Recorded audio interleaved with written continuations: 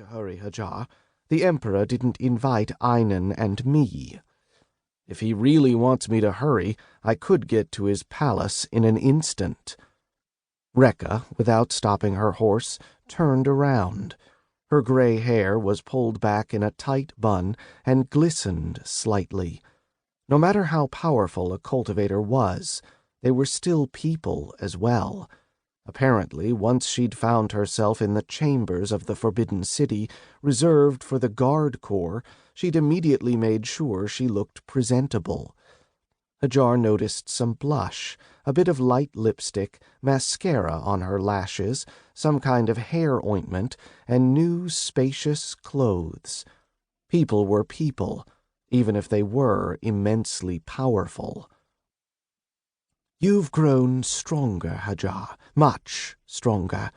By the gods and demons, I don't even know for sure just how much stronger you are now, or how you managed to achieve that in such a short time.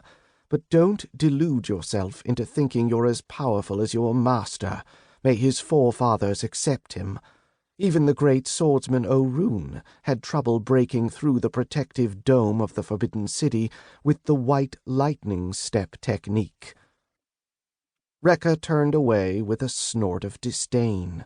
Hadjar looked at the magic symbol floating over the Forbidden City.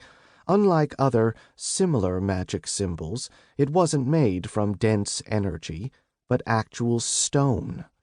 Now that he was a lord, Hadjar felt the world around him differently. He'd changed more than Rekka could ever imagine, and thanks to those changes, he was aware of the fact that, if he wanted to, and had 10 seconds, he could break through the barrier and get in using the white lightning step technique, even though it was nowhere near as potent as his master's had been. But he simply didn't care enough to prove anything to anyone. "Don't you think, barbarian," Einan whispered in one of the dialects from the islands, "that you owe me a story? And besides, I want to know what effect the 100 Voices pill had." Hadjar raised an eyebrow.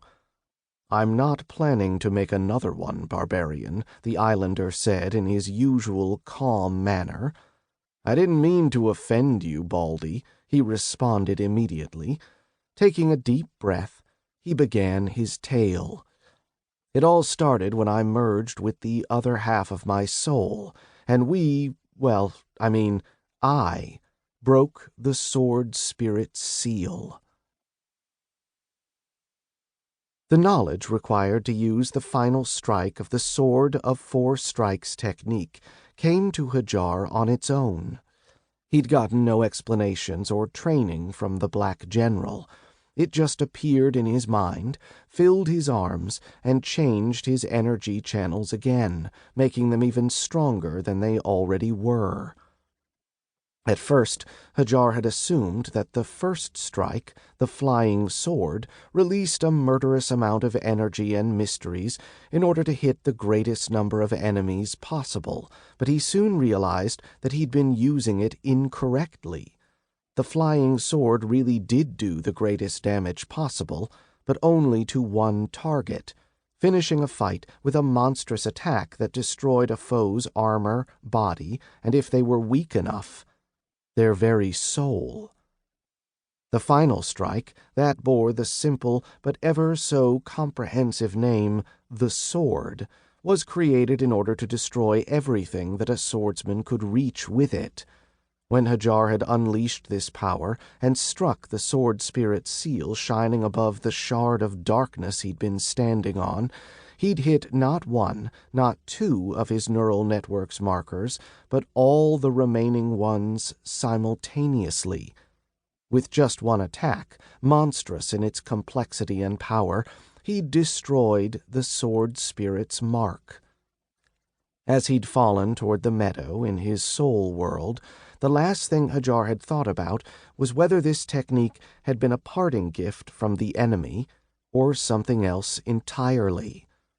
Then came an impact, but not the one a person experienced after landing on hard and cold ground, but rather the kind of impact a naughty child sometimes received from a strict father.